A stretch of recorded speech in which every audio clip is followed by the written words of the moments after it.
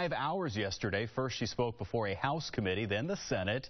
Here to help us break down what was learned or not learned from the hearings is Joe Barnes. He's a fellow at Rice University's Baker Institute for Public Policy. So, Mr. Barnes, thanks for being with us this morning. As an expert on the subject, I want to ask you to answer Secretary Clinton's question. What difference does it make at this point? Politically? None.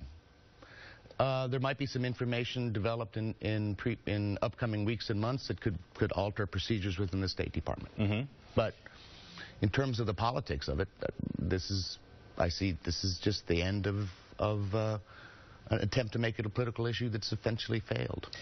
There have been attacks throughout time at consulates around the world in which Americans were injured or taken hostage or, various things like that. Why does this one seem to be striking a nerve? Was it because of Susan Rice's round of talk shows where they had the narrative at that time of this video? Well, although there's been a lot of attacks, there hasn't been a lot of ambassadors killed.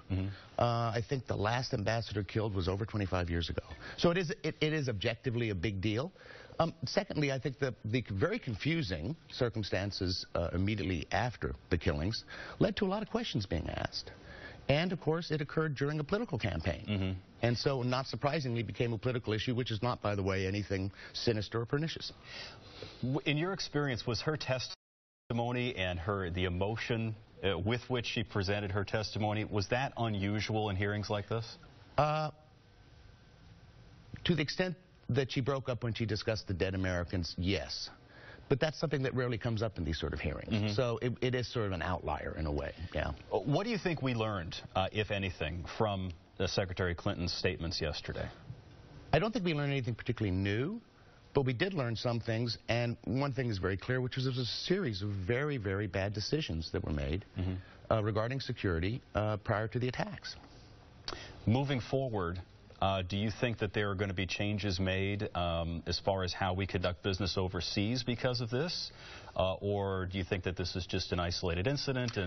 I think there's going to be some changes made. I think changes, as she mentioned, the changes are already underway. But the truth of the matter is diplomacy is a dangerous business nowadays.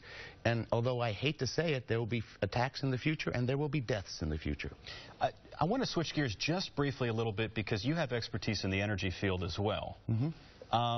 We recently had an attack in Algeria in which Texans were killed, a couple of local gentlemen as well.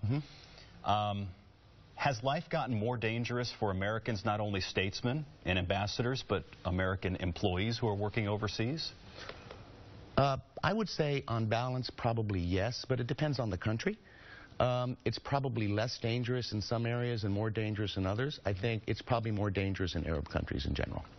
Sounds like it. All right. Well, Mr. Barnes, thank you so much for joining us and giving us your expert opinion on the testimony yesterday. It definitely was memorable, Melissa.